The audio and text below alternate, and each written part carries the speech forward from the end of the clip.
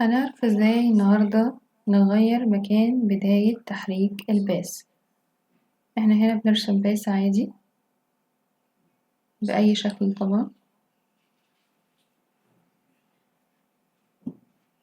بعدين هنبتدي من السهم ده نعمل تريم باس. تريم باس ده اللي هو أنا بضيف للشكل ده أي تحريك. تمام. بعد كده هنعمله end أو start، طبعا احنا بس على سبيل التجربة. وعملنا 2 key frame. أول واحدة هتكون 0 والتانية هتبقى 100 عشان يبتدي يتحرك معانا الخط. طبعا هنا احنا شايفين بداية تحريك الخط منين. عشان نغير المكان ده لو احنا محتاجينه انه يتحرك من مكان تاني، هنحدد نقطة البداية بالبن تول، وبعدين نختار أمر mask and shape path set first vertex. من هنا نقطة البداية بتاعتنا بيبتدي يتحرك من عندها الخط.